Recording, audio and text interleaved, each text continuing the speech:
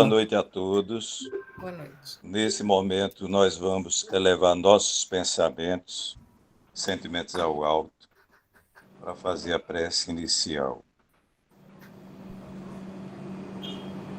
Deus, Jesus, espiritualidade, mais uma vez aqui nos encontramos reunidos em vosso nome, para te agradecer por essa oportunidade.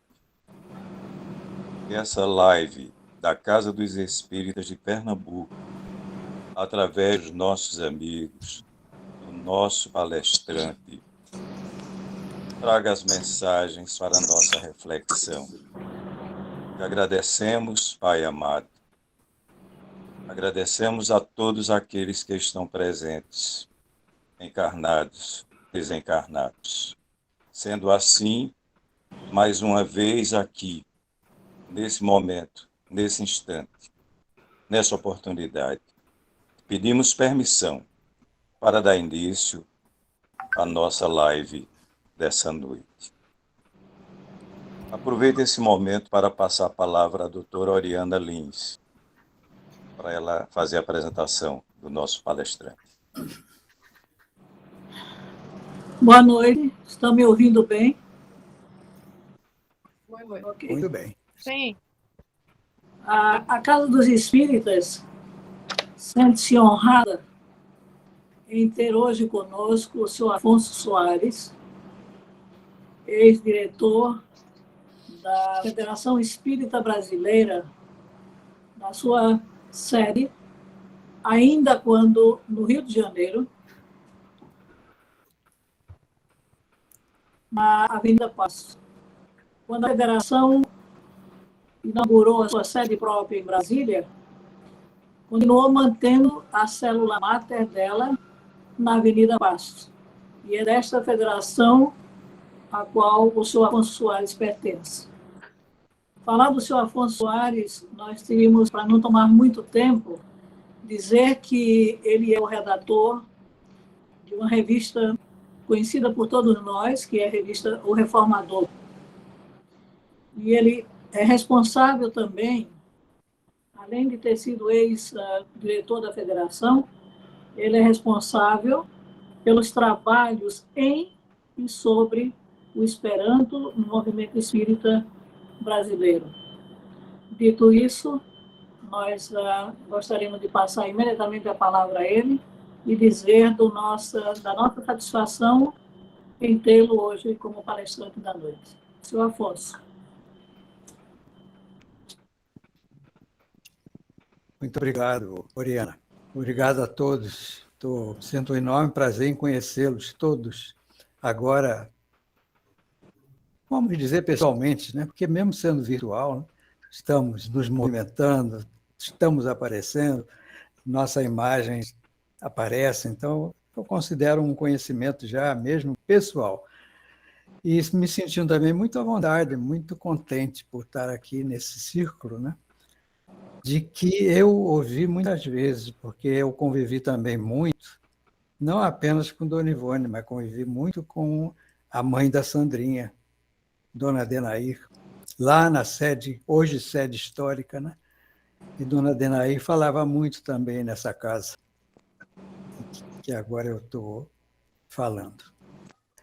Pois é, meus amigos, então o meu trabalho, ele é um trabalho que não pretende absolutamente preencher o que já se sabe de Dona Ivone, porque Dona Ivone, ela praticamente, acho eu, que foi a médium que mais deixou informações sobre si própria.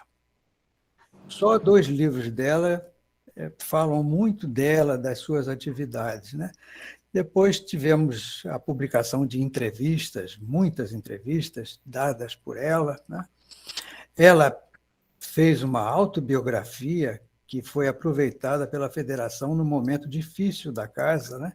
A casa estava sendo muito atacada e o presidente, então, pediu que ela antecipasse a publicação para, de alguma forma, proteger a casa, né? Então, sobre Dona Ivone se sabe muito. O que eu tenho trazido nessas conversas, são impressões de um convívio que tive com ela. Então, por isso que cabe aqui essa advertência, né?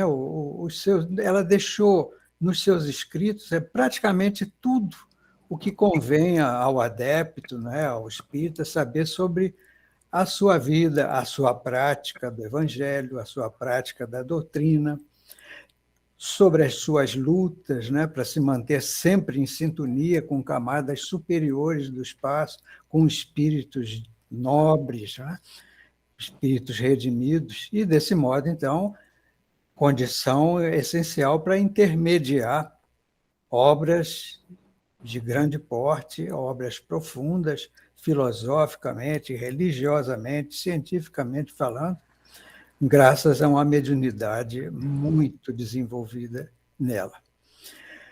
Nessas obras também há revelações sobre vidas passadas dela.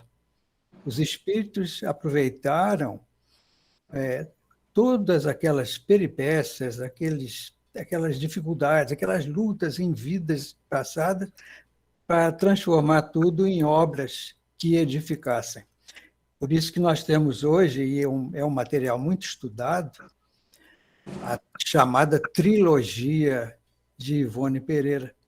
Consiste, obviamente, em 3 obras: Nas Voragens do Pecado, O Cavaleiro de Nimier e Dramas da Bretanha, em que ela aparece em cada obra numa vida diferente e sempre naquelas situações de lutas morais, lutas físicas também, de modo que a vida de Dona Ivone é muito conhecida, tanto do ponto de vista na perspectiva do passado, quanto também de sua última existência. Todos sabemos que existem 2 livros dela, intitulados Recordações da Mediunidade e Devassando o Invisível, em que ali são apresentados por ela, com a inspiração, a permissão dos seus guias espirituais, relatos bem substanciosos sobre essa sua última encarnação aqui no nosso mundo.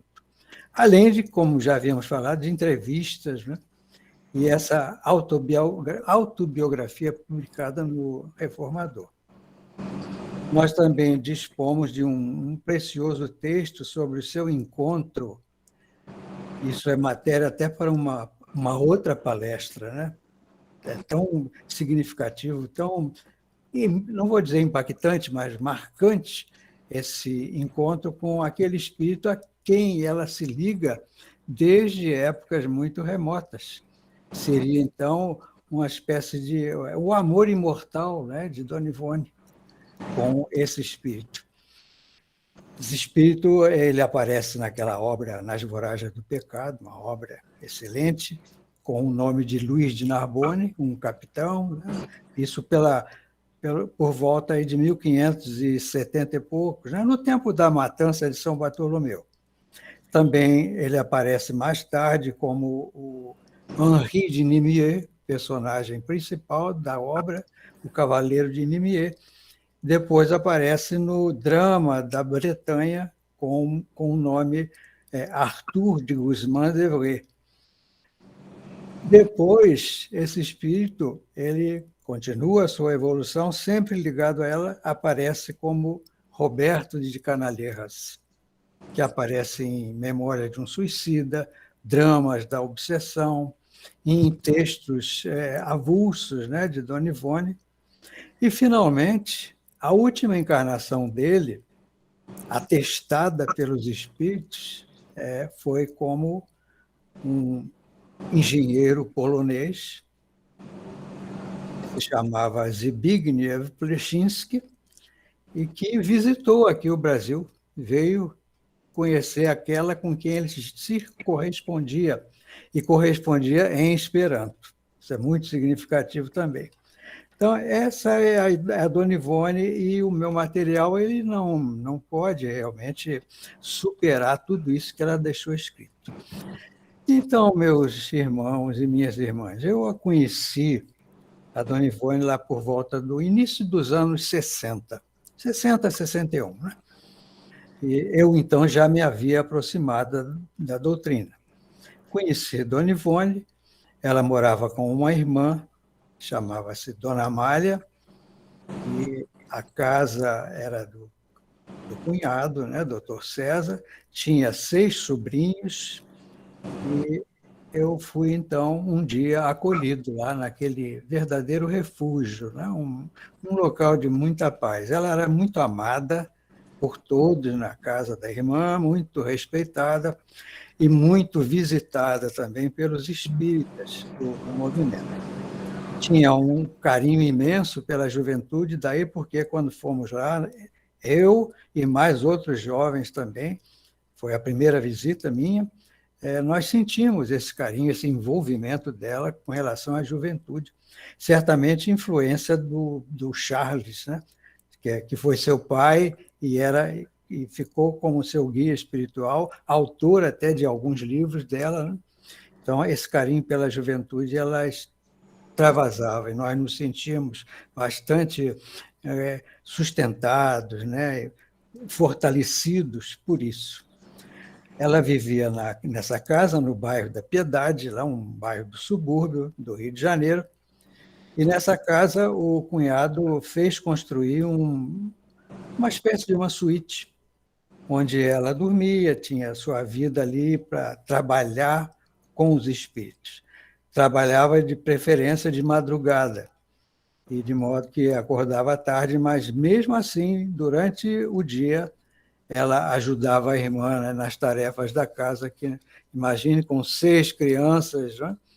Então não era coisa muito fácil, mas ela punha o braço dela para trabalhar e ajudar a Dona Malha, como se chamava. Eu visitei muito Dona Ivone lá e tive a oportunidade de ver a sua mesa de trabalhos, que para ela era um verdadeiro altar. Ela dizia, afirmava com bastante entusiasmo, aqui se realiza a comunhão com as esferas espirituais. E a mesa, então, ela tinha uma verdadeira veneração por aquele espaço de trabalho. Ela chegou uma vez a me dizer: Afonso, eu nem ponho dinheiro em cima dessa mesa, que eu consideraria isso uma profanação. Então, ali era um verdadeiro altar, e a sua suítezinha é um templo, né, pequeno, onde se realizava a comunhão com o alto. Ali, principalmente, né, ela intercedia pelos suicidas, pelos doentes, pelos obsidiados, por desencarnados em geral. Os nomes chegavam a ela através de vários canais, principalmente a correspondência de correio, né? E ela como que recebia dos espíritos protetores orientações, consolações, advertências para esses necessitados que a ela se dirigiam. Era um trabalho a que ela se dedicava com imensa fé, grande respeito, reverência mesmo. Chegava a dizer o seguinte: esse trabalho é a base do meu trabalho na esfera da literatura mediúnica. E a gente tem que começar da base, de baixo, né? E esse trabalho de orientação moral, de recepção de receituário para necessitados, esse trabalho, como Dona Ivone dizia, me põe em relação com as faixas da caridade. Isso, então, é uma garantia, né? Um suporte muito sólido para que eu me dedicasse também aos trabalhos já nesse campo mais especializado, né, da literatura mediúnica. Aliás, é bom a gente ter conhecimento, convencer-nos de que a mediunidade para a literatura, isso ela também dizia, é uma especialidade. Então, não é qualquer médium que pode se dedicar a essa especialidade e receber textos, né, de literatos. Era o que ela fazia. Aqui no Brasil nós tínhamos o Chico, né, tínhamos Dona Ivone, temos ainda o Divaldo, mas isso são especialidades. Ela fazia questão de evidenciar, enfatizar isso. Ela também, para mim, foi importante, desde que a conheci até quando desencarnou, e continua importante porque sinto que muitas vezes recebo ajuda espiritual desse espírito que, para mim, foi uma verdadeira mãe. Eu digo sempre que tive 3 mães, né? A biológica, uma tia-avó também, que me protegia, que tinha uma ligação comigo muito estreita, e Dona Ivone Pereira. Então, eu me considero, assim, realmente um privilegiado, porque ter 3 mães do gabarito, né, dessas criaturas faz muito bem, e eu muito me beneficiei com isso. Foi ela, a Dona Ivone, que me encaminhou para uma mocidade espírita de um centro lá no subúrbio do Meier, no Rio de Janeiro. O centro tinha o nome de União Espírita Suburbana, foi fundado por Inácio Bittencourt, um dos grandes vultos, né, do espiritismo do Brasil. Então, esse centro, União Espírita Suburbana, tinha a mocidade, que era justamente Mocidade Inácio Bittencourt, e, ao mesmo tempo, este centro tinha ao lado uma construção que era uma espécie de asilo, né? Um refúgio, uma casa de repouso para senhoras idosas, doentes e sem recursos na vida para se manterem. Os sobrinhos dela pertenciam a essa mocidade, eu convivi com eles, eles ajudavam nas tarefas do centro e do asilo, eu aprendi também isso, né? E eles até hoje me honram com essa amizade, sobrinhos de Dona Ivone Pereira, filhos de Dona Amália e Dr. César, né? São verdadeiros irmãos para mim, ganhei mais irmãos. Tinha 5 e com mais 6 de lá, a minha família de irmãos cresceu muito. Ali, então, naquela União Espírita Suburbana, a Dona Ivone fazia palestras no tempo em que se dedicava a esse trabalho, né? Que foi interrompido porque os próprios espíritos determinaram isso, porque já ela não tinha condições. Falar realmente puxa muito, consome muito, né? Então ela foi dispensada, mas ali ela fez muitas palestras. E ali também trabalhou, isso eu vi porque eu frequentava a mocidade, e essa pessoa também era muito generosa, apesar de ser um médico renomado ali na região, chamava-se Dr. Otávio. Então, o Dr. Otávio trabalhava com Dona Ivone Pereira junto. Ali, as senhoras idosas, né, de um modo geral, com doenças, né, próprias, né, da idade, e o Dr. Otávio dava assistência a todas elas. Mas o mais bonito nisso é que ele também tinha a Dona Ivone do lado, trabalhando com ele, em oração. E muitos diagnósticos foram feitos pelos espíritos, alguns até contrariando a opinião do Dr. Otávio. Ele tinha ideia de uma coisa, mas, através de Dona Ivone, lá vinha o diagnóstico certo de espíritos, né? Que certamente praticavam a medicina. E o Dr. Otávio ficava assim, pasmo, com a precisão, com a certeza daquilo. Isso é uma coisa muito bonita. Aquilo edificava a gente, né?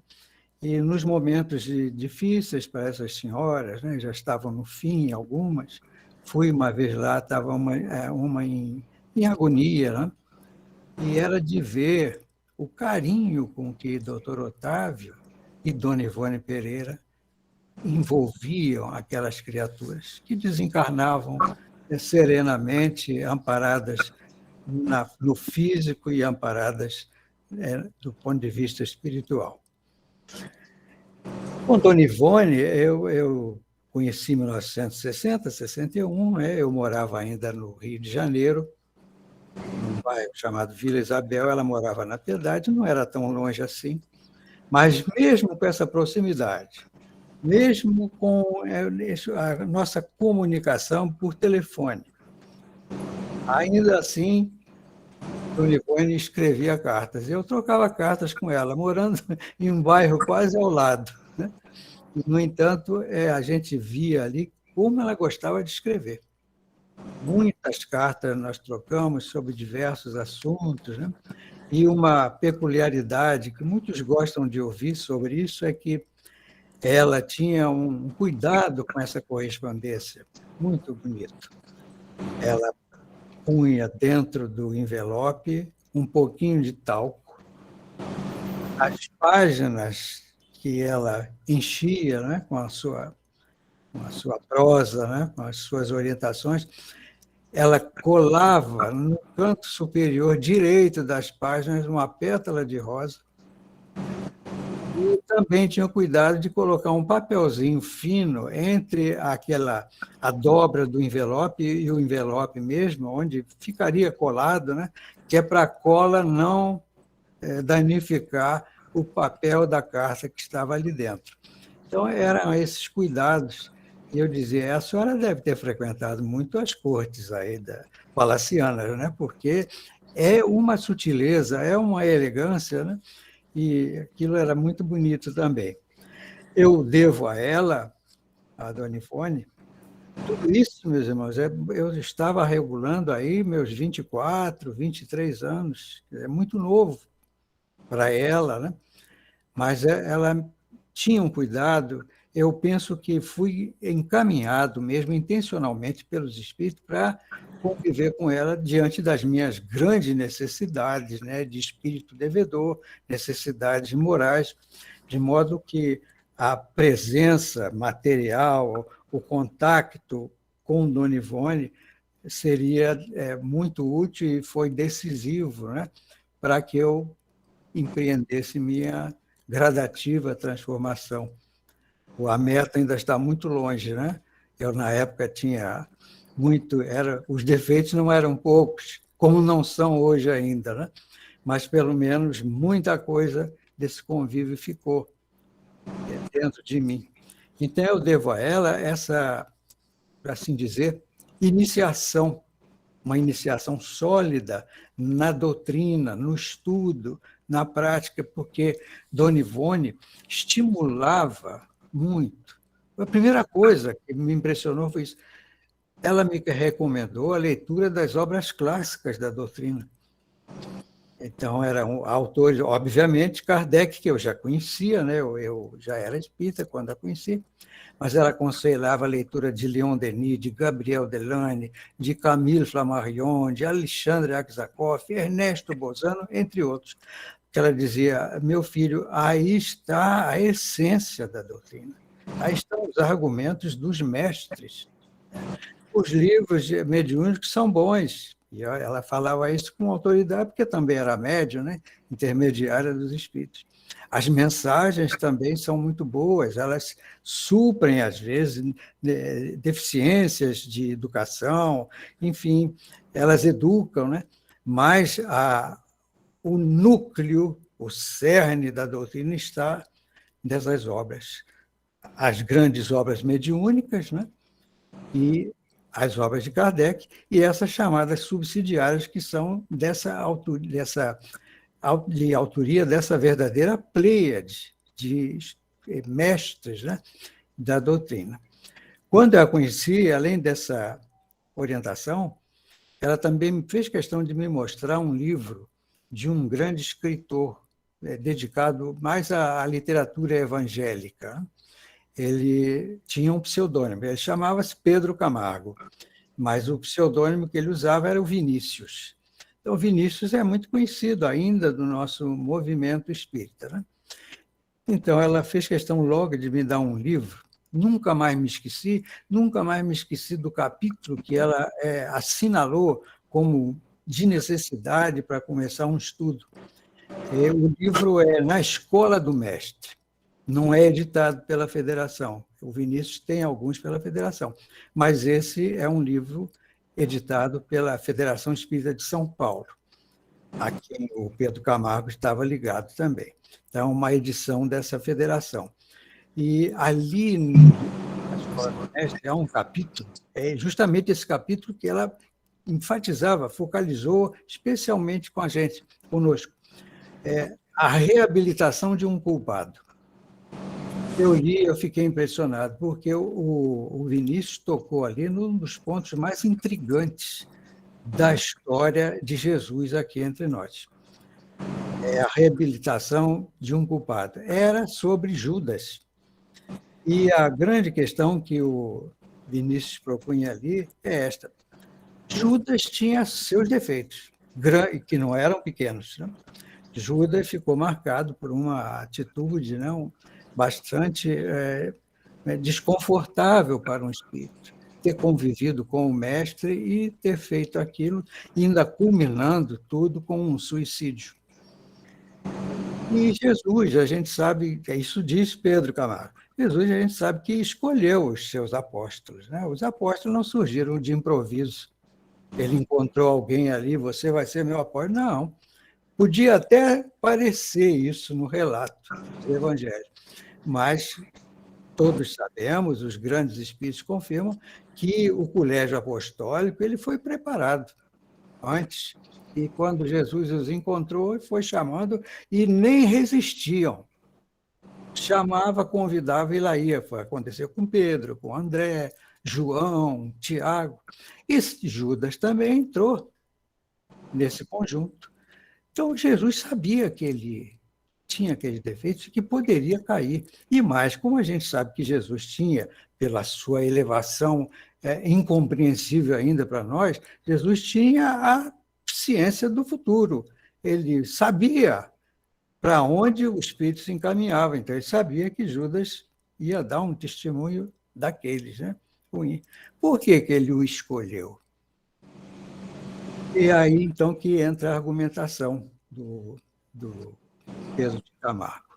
O livro se chama Na Escola do Mestre, vale a pena ler, e a explicação dele é muito assim coerente, está em harmonia com a doutrina dos espíritos. Judas precisava de um abalo. E o Pedro Camargo disse assim, ele era um desses espíritos que estavam enfermos de uma espécie de cinismo moral. Ele sabia, mas não resistia, não se esforçava por vencer aqueles pendores todos. E Jesus entendeu que, para esse espírito, seria necessário um grande abalo. E, de fato, o que aconteceu com Judas foi um grande abalo. Então, Jesus fez isso não para prejudicá-lo. Jesus não prejudicaria ninguém, mas deixou que aquilo tudo acontecesse para abalar aquele espírito que depois, então, de uma vez por todas, deu combate às próprias misérias, né? E chegou a um grau que muitas vezes surpreende quem ouve, surpreende os espíritas mesmo, né? Mas foi revelado pelo Charles e tem toda a lógica da doutrina.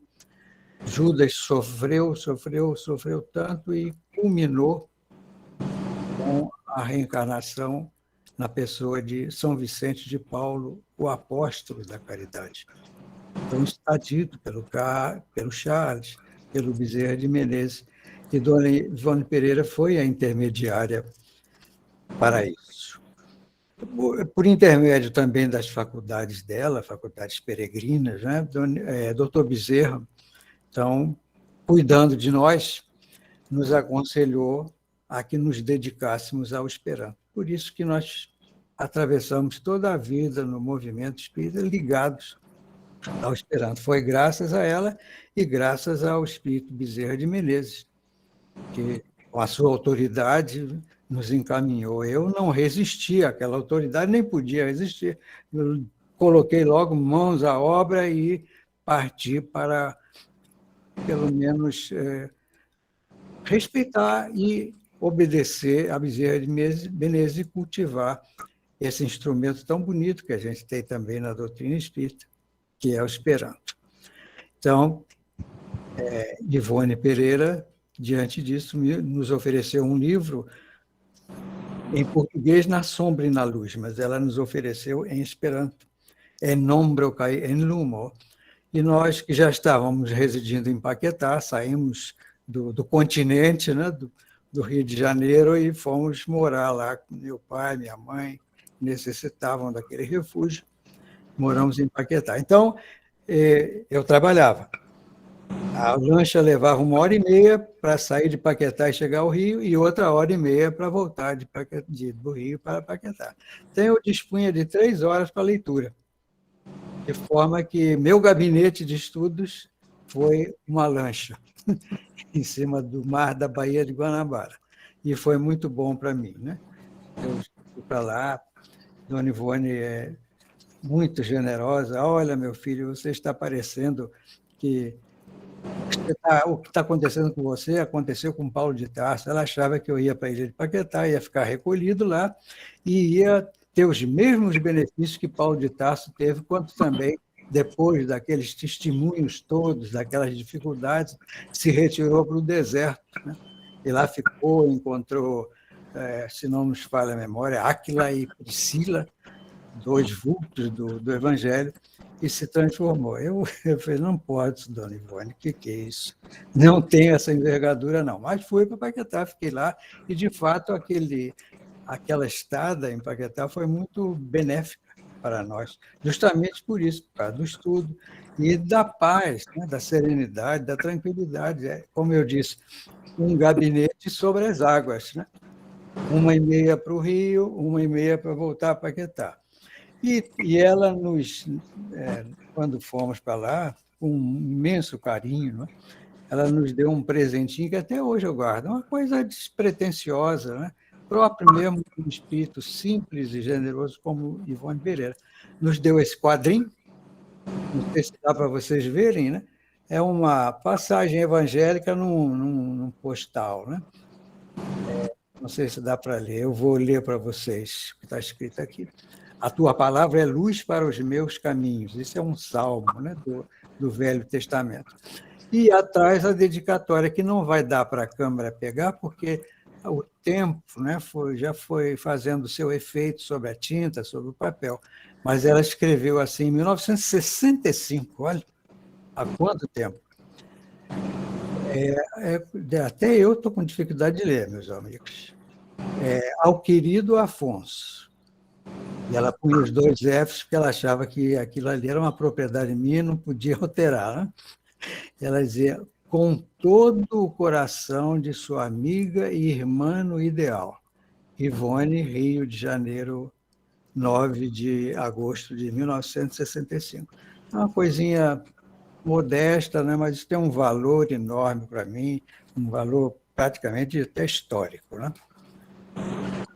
Continuando, meus amigos, eu acho que o tempo não vai dar para a gente cuidar de tudo, mas o que vai surgindo aqui na sequência eu vou passando para vocês. Dela também eu recebi a orientação necessária, né, para que eu me corrigisse dos meus defeitos. Eu a conheci lá quando eu tinha 20, 21 anos. Em 1959 eu já estava me aproximando da doutrina, já havia lido até André Luiz. Era um pouco complicado para mim, né? Não tinha nenhuma base doutrinária para entender direito, mas li, gostei, né? Então, ela, quando eu a conheci, eu vinha de uma juventude bastante acidentada, né? Eu estava numa faixa, num rumo, num território completamente oposto a tudo aquilo que eu viria a conhecer nos trabalhos da doutrina espírita, né? Nos trabalhos da própria renovação. Então, eu cheguei assim como, usando a linguagem do Evangelho, como coxo estropiado, né? Completamente atingido, né? Por vários defeitos.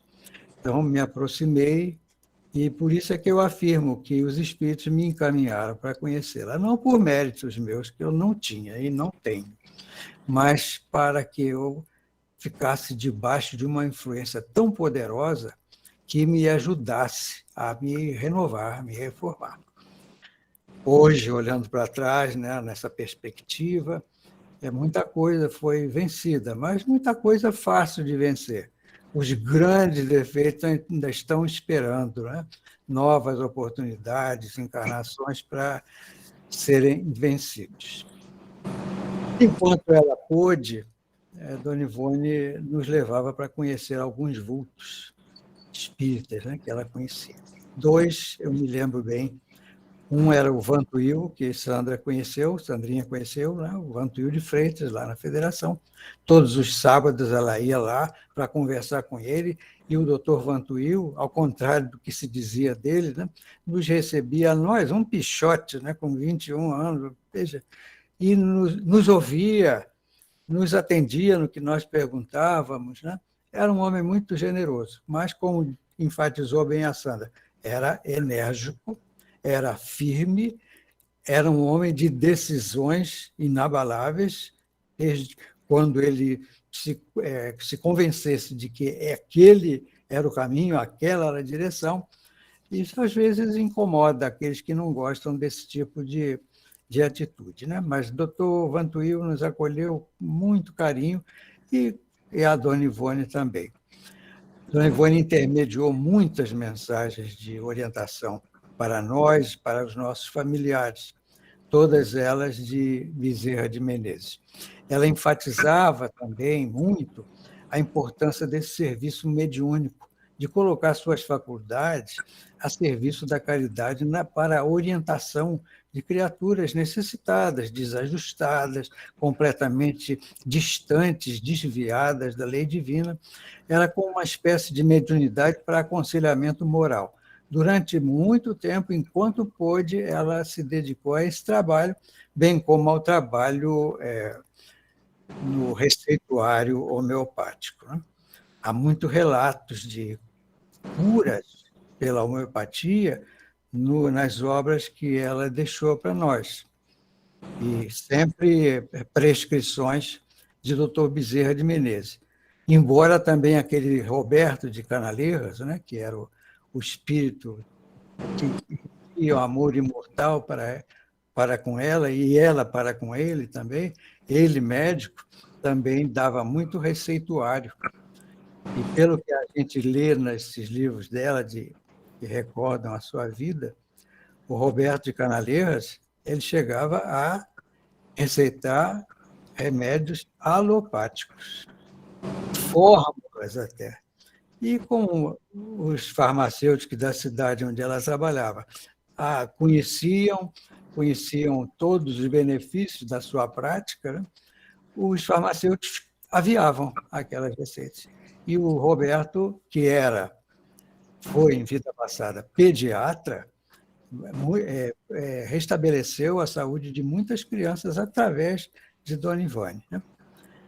Então, ela enfatizava esse serviço, né, de receituário e de aconselhamento moral, e tinha esses serviços como uma espécie de esteio, de sustento, de base, né, alicerce para o desempenho da literatura mediúnica, uma especialidade muito rara, não é muito rara, mas uma especialidade que se amparava justamente no trabalho dela o que ela chamava de faixa da caridade, né? Receituário e aconselhamento moral. E Dona Ivone tinha um traço também que vinha certamente das suas experiências de vidas passadas. Muitas. As obras que tratam disso talvez não abranjam tudo, mas o que há ali dá notícia de que ela teve muitas experiências, muita vivências às vezes desagradáveis, desconfortáveis, né? mas não deixavam de ser experiências.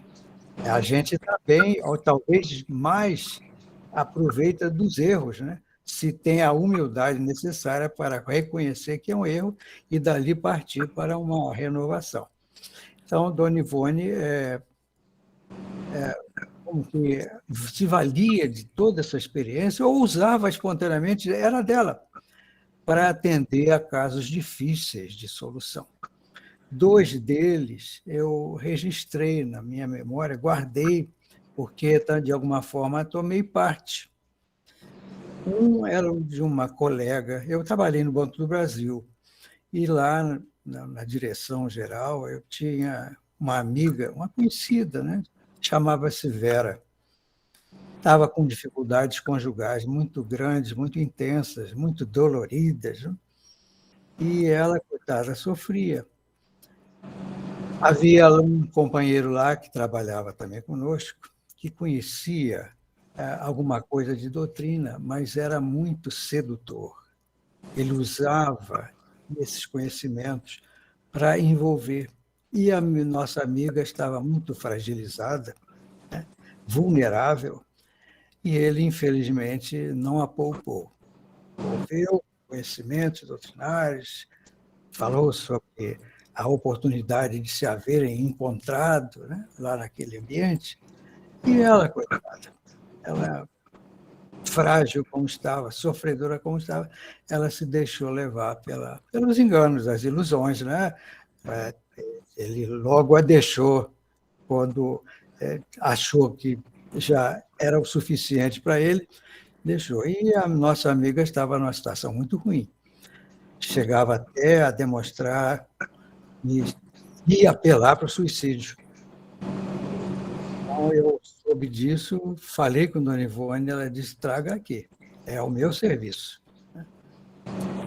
Eu levei, não, a Vera foi sozinha, eu deixei que ela fosse sozinha. Então, lá, doutor Bezerra deu uma mensagem linda, de verdadeiro pai, né? Que a Vera não tinha mais, aconselhou muito e sugeriu algo bastante importante. Ele disse para ela assim, você saia daqui da cidade, procure outra cidade para trabalhar. Ora, no Banco do Brasil isso era fácil. Eu não sei se hoje é assim, mas no Banco do Brasil a gente fazia um requerimento, pedia transferência, e se houvesse necessidade, conveniência por parte da direção, a transferência era efetivada. Foi o que aconteceu com ela.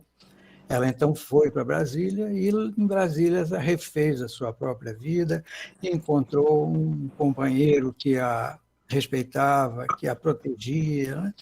E Dona Ivone foi, assim, a intermediária disso. Um outro caso era de um amigo também, no mesmo lugar. O nome eu vou ocultar, mas ele tinha muitas dificuldades, sofria também, né? Muitas dificuldades para compreender a sua sexualidade. E um dia eu abro a minha gaveta e vejo lá um bilhete dele. Até uma gíria, né? Afonso está pintando o suicídio. Imediatamente, ato contínuo, um telefonema para Ivone Pereira, manda ele vir aqui, que isso é o meu serviço. E lá foi ele. Ela o acolheu, o atendeu, aconselhou, ele nos deu notícia de muita coisa que ela havia dito para ele, não o tratou de modo diferente, isto é, de modo preconceituoso, o tratou como um irmão, né? E ele ficou muito satisfeito e parece que ganhou forças, né, para levar a sua vida, né, nas condições em que levava, mas sem o fantasma do suicídio, né? Seria teria consequências, como sabemos, muito graves, né? Então, essa é a Dona Ivone também. Eu não sei se eu estou avançando algum tempo. Não é, Oriana? Eu estou me deixando levar. O tempo está bem, está seguro? Carlos. Dentro do tempo? Tô. Carlos Roberto. Oi. Como é que está o tempo? Tem 10 minutos. Okay. 10 minutos? Então vamos ver, vamos aproveitar. Tá bom. Bem, a outra particularidade muito interessante, os guias de Dona Ivone, eles aconselhavam a ela um repouso regular nos trabalhos psicográficos. Ela não se desincumbia de seus trabalhos ininterruptamente, sem descanso, não. Os guias intervinham nisso e faziam questão de que ela observasse tempo de refazimento, de descanso, cuidar da própria saúde para poder trabalhar bem, né? Então, eles concediam a ela até mesmo tempo para distrações. E eu pude viver momentos com ela nessa faixa. Um momento foi quando, no Rio de Janeiro, ainda se estava no governo militar, né? Então, havia, não sei quem aqui, talvez, quem tiver a minha idade, talvez se lembre dos famosos festivais de música do Rio de Janeiro, né? Eram realizados no Maracanãzinho, vinha gente de outros países, era uma verdadeira festa, para compensar a dureza, né, do regime que se vivia, e também para muitos aproveitavam artistas para fustigar, não é, as autoridades.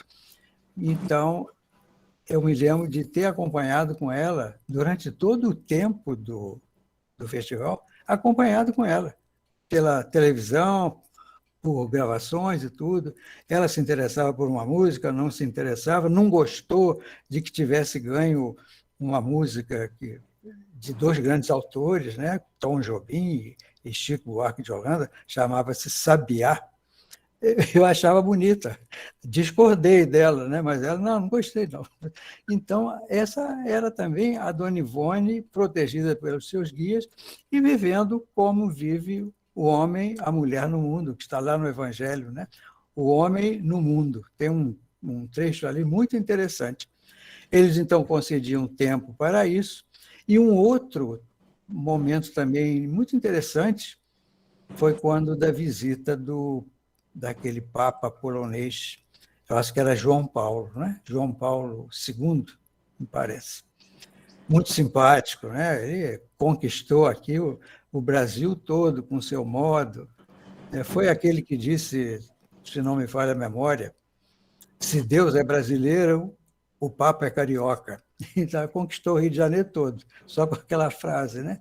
Isso era muito interessante. E Dona Ivone, fascinada, né? Deslumbrada, primeiro porque era polonês, ela tinha uma ligação com a Polônia muito grande por causa do Roberto e por causa do Frederic Chopin. E segundo também porque gostava do modo dele se manifestar. E aconteceu um caso interessante. Uma pessoa espírita, esposa de uma personalidade, né, bem conhecida no movimento, não vou citar o nome de ninguém, mas telefonou para ela e fez uns comentários nada simpáticos ao Papa. Ela dizia assim, como é que pode os espíritas prestando atenção a um representante católico? E Dona Ivone, com o jeito dela, que ela também às vezes era impulsiva, pois olhe, disse ela, eu estou adorando. Durante todo o tempo que ele estiver aqui, eu sou católica. E isso deixou a pessoa, né, que falava com ela assim, chocada. Mas assim era a Dona Ivone. E eu acho que ela tinha razão, porque era a visita de um líder de uma outra escola religiosa, e os espíritas nós temos que aprender justamente a não acolher no coração e na mente qualquer impulso sectário, qualquer impulso fanático que dividam as pessoas. As religiões são escolas diferentes para diferentes estados de progresso das criaturas, né? E nós vemos em todos os círculos religiosos criaturas que se devotam ao bem, se devotam ao amor, à caridade, né? Por isso é que a doutrina espírita colocou lá como uma grande divisa salvação só na caridade. Fora da caridade não há salvação. Ali nós não vemos fora do espiritismo, fora da verdade. Isso Kardec estuda bem, né, no Evangelho. Então, uma outra lição. Sobre isso também tem. Eu vou terminar então, tá, Carlos Roberto? Rapidinho. Eu não vou Fique deixar à de vontade, fique tranquilo, porque nós temos ainda mais 5 minutos. Então vamos. Consegui usar 5, né? Exatamente. Pois é, então, ela viveu lições assim importantes para despertar no adepto essa necessidade de ele cultivar o respeito, a amizade, a tolerância para com todos os profitentes de todas as religiões. Então, há um caso muito interessante com ela. Dona Ivone, certa vez, estava adoentada e foi levada, então, a um centro espírita que existe no Rio de Janeiro, que é um centro que eles chamam de misto. Era antes um centro umbandista. Mas depois, com o contato com a federação e palestrantes de lá, ele apoiava ou cultivava, praticava assim, uma espécie de um sincretismo, né? Tinha a doutrina espírita de Allan Kardec, tinha ainda a influência, né, dos princípios umbandistas, e ele existe até hoje, chama-se Tupiara, muito conhecido, muito procurado, né? E Dona Ivone foi lá com alguns amigos do Tupiara que ela tinha. Quando ela entrou naquele templo, eu conheço, ela viu Bezerra de Menezes ali. Na mente dela, ela pensou assim, ué, o senhor por aqui? Aí Bezerra de Menezes deu-lhe a resposta mental, né? Ela captou. minha filha, nós estamos onde está a caridade. É uma lição e tanto, porque o Templo Tupiara ele não cobra nada, né? Em geral, a gente atribui a essas organizações assim, gosto por recompensas financeiras, monetárias, né? Mas Dona Ivone encontrou o Bezerra de Menezes lá. Outra vez foi no início da nossa amizade, ela teve que ir para Volta Redonda, onde morava um filho, um irmão dela.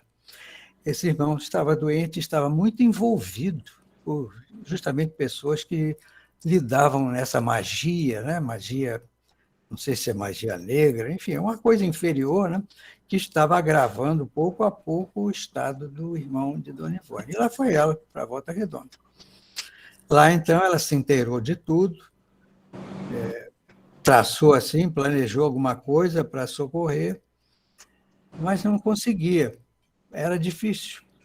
E estava em casa, deitada lá na pousada onde ela estava, hospedada, estava deitada e ouviu umas batidas na cabeceira da cama. Quando ela olhou, ela viu um espírito grande, com todos os adereços de um índio, de um indígena, forte, cocar, enfim, aquilo tudo, e com um bastão na mão. E ele disse assim: minha filha, eu sou Pena Branca. Fique tranquila, porque vamos acabar com tudo isso, seu irmão vai melhorar e essa situação vai acabar. Não aconteceu outra coisa. Em poucos dias, aquilo tudo cessou, né? Essas influências inferiores em cima do irmão, e ela ficou conhecendo esse espírito. Aliás, no livro Recordações da Mediunidade, há um relato, eu não sei se é Devassando o Invisível ou Recordações, há o relato de um encontro com um índio. Ela se desdobrou, estava bailando no espaço, perdeu assim uma espécie de um alerta, não se fez dentro dela para orar, para se proteger, e de repente se vê caindo, caiu num lugar assim aterrador, com contornos bastante sinistros, e estava sendo atraída por uma espécie de gruta. Quando ela estava já não podendo mais se dominar, ou não podendo resistir, aparece um espírito com essa configuração de índio, toma pelo braço, levanta uma levitação, né? E tira e pergunta: minha filha, o que você está fazendo aqui? Isso é muito perigoso. E foi aí, então, que ela conheceu um índio espírito ligado a ela por parentesco, porque ele era de uma tribo aqui brasileira, não sei se os Goitacazes, uma coisa assim, e que era ligado a uma bisavó dela. Então, havia um parentesco entre eles. E ela, então, entrava uma conversa com esse espírito várias vezes, né? Era um espírito que havia falido muito como cidadão romano. Então, não era um espírito primitivo. Imagine, não? Como se fosse um patrício romano, com aquela cultura, com aqueles conhecimentos todos, mas de tal forma ele ofendeu a lei divina, isso ele dizendo que o melhor para ele foi se internar mesmo numa selva no Brasil para aprender, né? Para se renovar, para se redimir daquilo tudo. Então, acho que já consumi os 5, né, Carlos? Exatamente. Infelizmente. Desculpem aí se eu ultrapassei aí a regra, a disciplina da casa. Mas falar sobre Dona Ivone realmente é um motivo de entusiasmo, né? Eu não me contenho. Se me deixassem, eu ia até às 2h. Mas agradeço muito a vocês pela oportunidade, agradeço a Sandrinha, a Oriana, né, que me aconselharam, me conduziram aí nessas tratativas iniciais, né? E a todos os amigos, irmãos e irmãs que estão aí presentes. Ao doutor Luiz, a minha admiração, né, por ser filho de um grande homem, um grande espírito, Que saudade de Dr. Lauro. Mas é Então é isso. isso mesmo. Nós agradecemos bastante por essa palestra. Infelizmente, o relógio é o nosso companheiro. É isso aí. Rebeca, Claro que falar, Carlos. se pudéssemos, continuaríamos muito mais, porque o assunto, essa palestra é de grande interesse pelas obras de Dona Ivone. Mas é isso, nosso agradecimento em nome da diretoria da Casa dos Espíritas de Pernambuco, dos diretores da Casa dos Espíritas de Pernambuco, a todos que puderam participar e aos que também, aqueles que estão desencarnados espiritualmente, mas participaram também. Então, aproveitamos para agradecer por esse momento. Agradecemos ao professor, chamo de professor Afonso Suarte, por ter trazido essa palestra para todos nós. Então, vamos aproveitar, passar a palavra à Patrícia, para dar a nossa live por encerrada essa noite, para que ela faça a prece final. Rebeca levantou as mãos para falar uma palavrinha aí, Rebeca levantou a mão. Antes da prece aqui. Eu prometo, boa noite a todos. Eu prometo ser breve, mas é porque eu fiquei tão tocada com a palestra do senhor. Parabéns, primeiramente. E o que eu achei muito bonito foi a leveza que o senhor trouxe. E eu acho que é assim que a gente tem que ser, né? Leves, respeitando todas as religiões, todas as crenças. E foi assim que realmente eu também fui criada. O meu avô, e me lembrei do meu avô, e o meu avô, ele dizia isso, que não foi instituída uma religião, não é? A maior religião era amar a Deus sobre todas as coisas e ao próximo, como a nós mesmos. Então, assim, é muito bonito escutar isso. E eu acho que é isso que nós temos que colocar em nossos corações, né? Estarmos abertos para isso, porque o amor e a caridade é o que nos salva. E o senhor falou sobre o testemunho de que eu sou católica enquanto o Papa estiver aqui no Brasil, e eu fiz uma correlação, porque este Papa, ele é tão espiritualista que a gente não tem ideia. O Papa João Paulo, ele santificou, né, porque na Igreja Católica diz que é uma santa chamada Santa Faustina, que ela recebia nós, os espíritas, né, vamos dizer que era um espírito de luz. Ela escreveu um livro chamado Diário de Santa Faustina.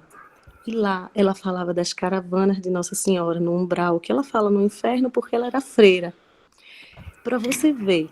E aí, quando o senhor falou que ela falou que amava esse Papa, existe uma correlação tão grande entre a espiritualidade e que a gente, às vezes, se fecha por causa do preconceito, né? Por causa dos nossos...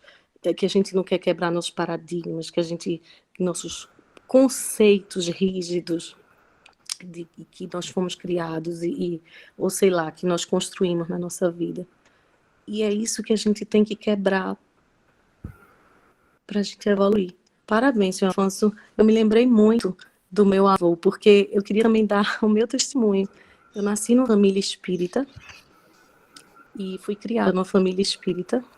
E quando eu fui casar, eu me casei na Igreja Católica com meu marido.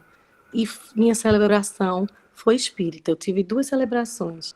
Eu fui para a Igreja Católica e meu avô fez a celebração espírita na casa de festa.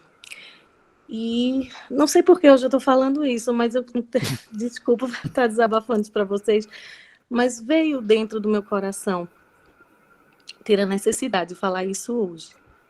E quando eu fui pedir essa anuência para o meu avô e disse assim, avôinho, eu vou casar na igreja, o que é que o senhor acha? Ele olhou e disse, minha filha, eu não lhe recrimino de nada. Vá respeite a religião do seu marido, entre com seu pai e eu vou estar esperando você e vou lhe dar um abraço para quando você chegar lá no buffet. E alguns dos que estão aqui nessa palestra estavam lá.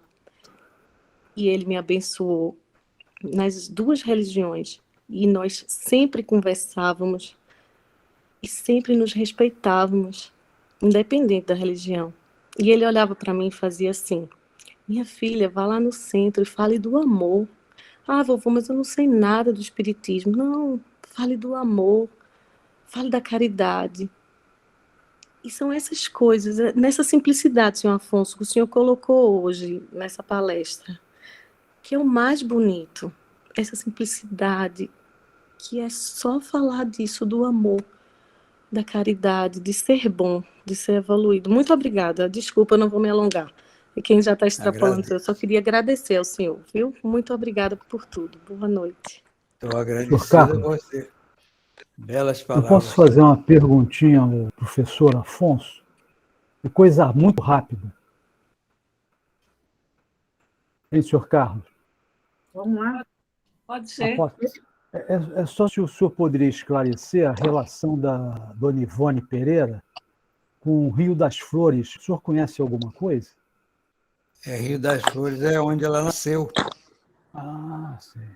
Ela nasceu ali. Tinha outro nome, eu não me lembro, está na É biografia. perto de Valença, né? Isso, eu estive lá, é muito bonito, uma cidadezinha adorável. E ela nasceu lá. Maravilha. Posso fazer a prece agora? Pode. Pode. Vamos lá. Vamos lá. Pai nosso que estás nos céus, santificado seja o vosso nome. Venha a nós o vosso reino, seja feita a vossa vontade, assim na terra como no céu. O pão nosso de cada dia, perdoai, Jesus, as nossas dívidas, assim como nós perdoamos aos nossos devedores. E não nos deixeis cairmos em tentação, mas livrai-nos de todos os males. Agradeçamos a Jesus por esse momento de tanta paz, de informações tão importantes, um grande exemplo. Ivone Pereira é uma grande médium que teve uma doação imensa pelo próximo e uma grande ajuda através dos seus livros.